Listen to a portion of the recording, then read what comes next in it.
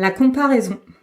Hello à toi, c'est Manon. Aujourd'hui, j'ai envie de te parler de la comparaison, le fait de se comparer avec quelqu'un d'autre. Quand je prépare un sujet, généralement, j'aime bien regarder dans le dictionnaire la définition des termes. Donc là, je suis allée voir dans le dictionnaire Larousse la définition de se comparer. Et ce que j'ai perçu en lisant cette définition, c'est qu'en fait, la comparaison, c'est pas quelque chose de négatif en soi, parce que c'est faire un rapprochement entre soi et quelqu'un d'autre pour en examiner les ressemblances et les différences. Donc en soi, c'est pas négatif. Mais pourtant, bien souvent, dans nos têtes, c'est connoté assez négativement, je trouve, la comparaison, parce que on a naturellement tendance à se comparer, je pense, à quelqu'un qu'on estime au-dessus de nous sur tel ou tel point.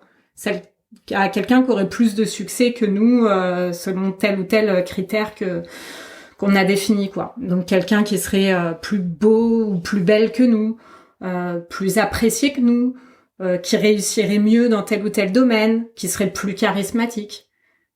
Et du coup, comme on se compare à quelqu'un qu'on met au-dessus de nous, en fait, ça touche à notre estime de nous-mêmes et ça nous fait du mal.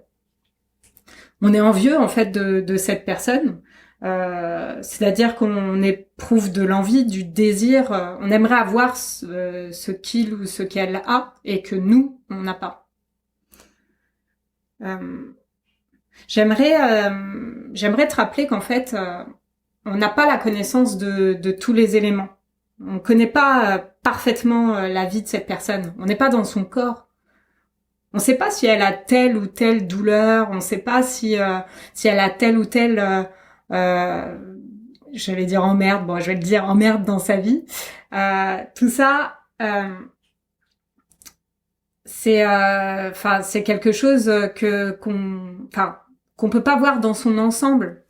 Et d'ailleurs, dans la rue, en rencontre, etc., sur les réseaux sociaux, on renvoie l'image qu'on veut bien montrer de nous-mêmes. Donc finalement, c'est pas vraiment comparable notre vie avec celle des autres parce que on n'a pas tous les éléments pour comparer. Et quand bien même, quand on est envieux, quand on a envie quand on envie le succès de quelqu'un ou le physique de quelqu'un ou tout ça, je t'invite à réfléchir. Quand t'es envieux, est-ce que t'aimerais vraiment abandonner ta propre vie pour avoir la sienne?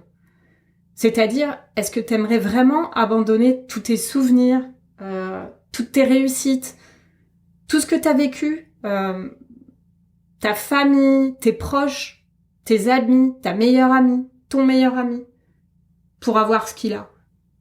Moi, quand je pense à ça, mais la réponse, c'est clairement non, quoi.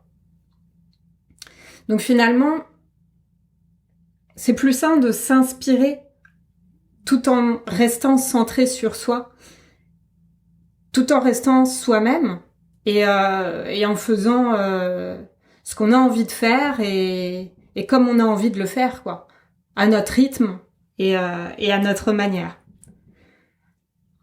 Donc ça me paraît important de t'inviter à te comparer qu'à toi-même, à celle ou celui que t'étais hier ou il y a 2 ans ou il y a 10 ans pour voir le chemin que tu as parcouru depuis. Et d'ailleurs, si pour X ou Y raison tu te compares au toi d'hier négativement en te disant oh là là, avant j'arrivais à faire ci ou ça, maintenant j'y arrive plus, je t'invite à garder de la bienveillance envers toi parce que très probablement que le contexte est différent aussi. Par exemple, peut-être que tu as vieilli et que tu n'as plus la même dynamique avant et que c'est plus difficile pour toi de faire telle ou telle activité physique. C'est qu'un exemple, mais qui illustre du coup cette importance de rester bienveillant avec soi quand on se compare avec ce qu'on a été.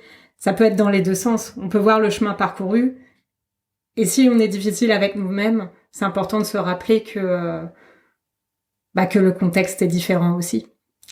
Voilà, donc j'espère que ma vision de ce sujet de la comparaison t'est utile, que ça t'a intéressé. Et puis je te dis à très vite pour un prochain épisode. Allez, salut!